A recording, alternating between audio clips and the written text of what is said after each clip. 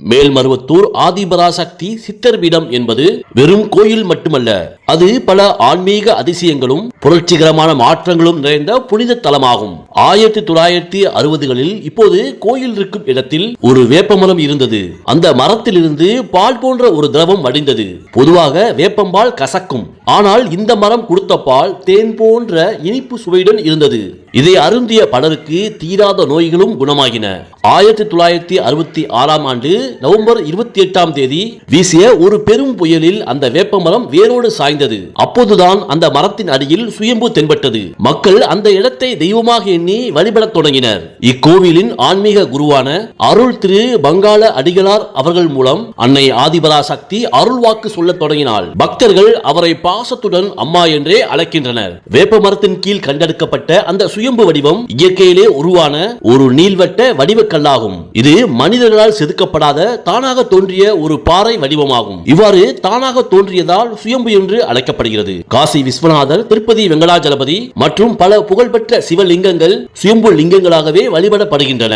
இவை மனிதர்களால் உருவாக்கப்படாமல் பூமிக்கு அடியிலிருந்து தானாக வெளிப்பட்டவை. வேப்ப மரமானது இயற்கையிலே கசப்பானது, ஆனால் அந்த மரத்திலிருந்து வடிந்த பால் தேன் போல இனித்தது. இது இயற்கைக்கு மாறான நிகழ்வு. அந்த பாலை அருந்தியவர்கள் தீராத நோயை தீர்த்து கொண்டனர். அந்த சுயம்புவின் சக்தியானது மரத்தின் வழியாகவே வெளிப்பட்டது. 1966இல் வீசிய கடும் புயலில் அந்த மரம் விழுந்த பிறகு அதன் அடியில் இந்த கல் இருப்பது தெரிய வந்தது. இந்த நிகழ்வானது நான் இங்கே இருக்கிறேன் என்று அன்னை பராசக்தி காட்டிய அடையாளமாகும். அருள் திரு பங்காள அடிகளார் மூலம் அன்னை ஆதிபராசக்தி அருள் வாக்கு அளித்த போது அந்த சுயம்புவின் மகிமையையும் தான் அங்கு உறைந்திருப்பதையும் உறுதிப்படுத்தினாள்.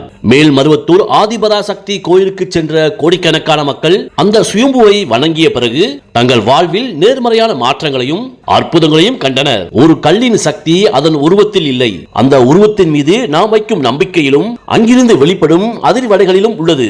மேல்மருவத்தூரில் சுயம்பு, அன்னை சிலை மற்றும் பங்காரு அடிகளார் ஆகிய மூவரையும் பிரித்து பார்ப்பதில்லை.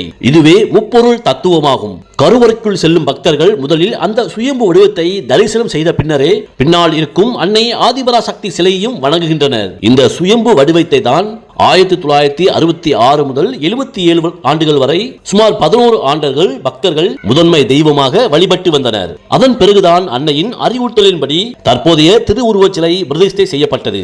அருள் திரு பங்காரு அடிகளார் மேல்மருவத்தூர் பக்தர்களால் அன்புடன் அம்மா என்று அழைக்கப்படுகிறார். ஒரு சாதாரண கிராமத்து ஆசிரியராக இருந்து கோடிக்கணக்கான மக்களின் ஆன்மீக குருவாக உயர்ந்தவர். 1941ஆம் ஆண்டு மார்ச் 3ஆம் தேதி காஞ்சிபுரம் மாவட்டத்தில் மேல்மருவத்தூரில் பிறந்தவர். தந்தை கோபால நாயகர், தாய் மீனாட்சி அம்மாள். சாதாரண விவசாய குடும்பத்தில் பிறந்தாலும் கல்வியில் ஆர்வம் காட்டி ஆசிரியர் பயிற்சியை முடித்தவர். அச்சிறுபாக்கம் அருகே உள்ள ஒரு பள்ளியில் ஆசிரியராக பணியாற்றியவர். அவருக்கு திருமதி லட்சுமி அம்மாள் என்பவருடன் திருமணம் ஏற்பட்டது.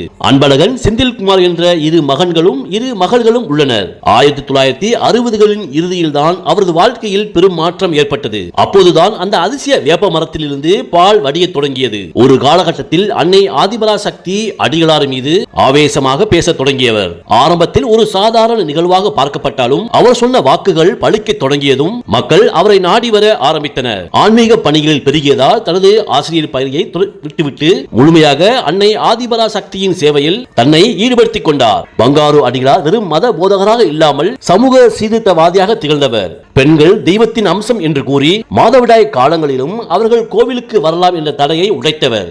கருவறைக்குள் சென்று பெண்களே பூஜை செய்யலாம் என்ற உரிமையை வழங்கியவர். ஜாதி, மதம், ஏழை, பணக்காரன் என்ற பாகுபாட்டை ஒழிக்க அனைவரும் செவ்வாடை அணிய வேண்டும் என்ற முறையை கொண்டு வந்தவர். பல ஆண்டுகளாக அருள் வாக்கு மூலம் மக்களின் கஷ்டங்களை தீர்த்து வந்தவர். அடிகளார் ஆன்மீகத்தை வெறும் வழிபாட்டோடு நிறுத்தவில்லை, அதனை சேவையாகவே மாற்றியவர். கிராமப்புற மக்களுக்காக மேல்மருவத்தூரில் ஒரு மிகப்பெரிய இலவச மருத்துவமனையை நிறுவியுள்ளார். பொறியியல் கல்லூரி, மருத்துவ கல்லூரி மற்றும் பல கல்வி நிறுவனங்களை தொடங்கி ஏழை மாணவர்களுக்கு கல்வி வழங்கினார். அவரது சமூக மற்றும் ஆன்மீக சேவையை பாராட்டி இந்திய அரசு 2019ஆம் ஆண்டு பத்மஸ்ரீ விருது வழங்கி கௌரவித்தது.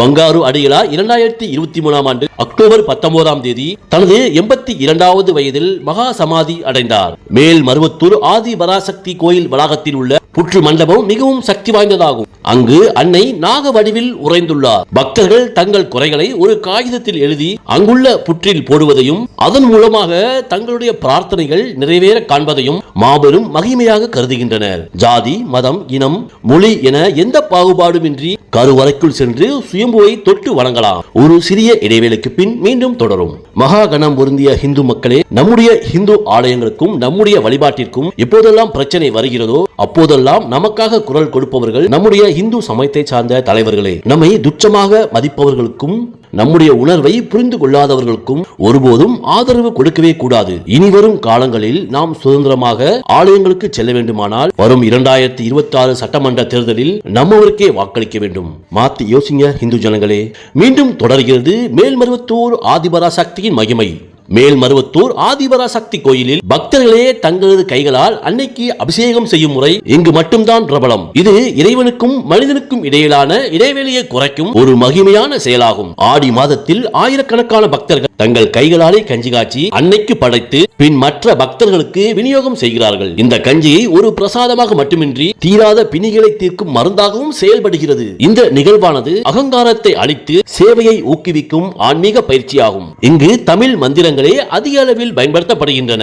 ஓம் சக்தி என்ற எளிய மந்திரமே இத்தலத்தின் தாரக மந்திரம். இங்கு நடத்தப்படும் வேள்விகளில் பெண்களே முன்னின்று அனைத்து சடங்குகளையும் செய்வது வேறெங்கும் காண முடியாத ஒரு மகிமையாகும். மேல் மருவத்தூரில் அன்னை ஆதிபராசக்தி அருள் திரு பங்காரு அடிகளார் அவர்கள் மூலமாக தன்னுடைய பக்தர்களுக்கு நேரடியாக அருள்வாக்கு தருகிறார். நான் வெறும் சதை பிண்டமல்ல, என்னுள் அன்னை இருக்கிறார் என்பதை உணர்த்தும் விதமாகவே பங்காரு அடிகளார் அருள்வாக்கை வழங்கி வந்தார். கோயில் வளாகத்தில் கருவறைக்குள் செல்லும் வழியில் சப்த கன்னியர் சன்னதி அமைந்துள்ளது. பொதுவாக மற்ற கோயில்களில் சப்த கன்னியர் சிலைகள் அமர்ந்த நிலையில் இருக்கும்.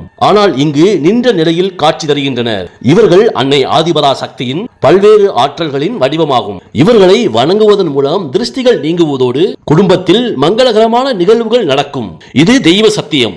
பக்தர்கள் புற்று மண்டபத்தை சுற்றி வந்து அங்கிருக்கும் புற்றில் பால் ஊற்றி வழிபடுகின்றனர். ராகு கேது தோஷம் உள்ளவர்கள் மற்றும் நாகதோஷம் உள்ளவர்கள் இங்கு வந்து வழிபடுவதால் தோஷங்கள் நீங்கி மகிழ்ச்சியான மறுபிறவி அடைகின்றனர். மேல் மருவத்தூர் ஆதிபராசக்தி கோயிலில் கருவறைக்குள் பெண்கள் விளக்கேற்றவும் அபிஷேகம் செய்யவும் அனுமதிக்கப்படுகின்றனர். இந்த நிகழ்வானது மொத்த உலகிற்கும் பெண் உரிமையின் மகிமையை வெளிப்படுத்துகிறது. மாதவிடாய் காலங்களிலும் பெண்கள் கோவிலுக்கு வரலாம் என்பது இயற்கை உபாதைகள் இறைவனுக்கு தீட்டல்ல என்ற புரட்சிகரமான கருத்தை உலகுக்கு உணர்த்தியது. பக்தர்கள் நிம்மதியான வாழ்க்கை வாழ அம்மா வகுத்து கொடுத்த நெறிமுறைகளான தெய்வத்தின் மீது அசைக்க முடியாத நம்பிக்கை. எவ்வளவு உயர்ந்த நிலையில் இருந்தாலும் தலைக்கணம் இன்றி பணிவுடன் வாழ வேண்டும். எப்போதும் உண்மையாகவும் நேர்மையாகவும் இருக்க வேண்டும். இயலாதவர்களுக்கு உன்னால் முடிந்த உதவியை செய்ய வேண்டும். உனக்கு இடப்பட்ட பணியை செம்மையாக செய்ய வேண்டும். சக மனிதர்களிடமும் உயிரினங்களிடமும் அன்பு செலுத்த வேண்டும். இதை சிந்தனையோடு தினமும் சில நிமிடங்கள் அமைதியாக இருக்க வேண்டும். பிரதிபலன் பாராமல் சமூகத்திற்கு சேவை செய்ய வேண்டும். ஓம் சக்தி என்பதே இத்தலத்தின் ஆதி மந்திரமாகும். ஓம் சக்தி பராசக்தி, ஓம் சக்தி ஆதிபராசக்தி. நம்பிக்கையோடு வா, நன்மையோடு போ. மகனோ மகளோ தவறு செய்யலாம், தாயானவள் ஒருபோதும் கைவிட மாட்டாள். அன்பும் தொண்டுமே ஆன்மீகம். ஓம் சக்தி.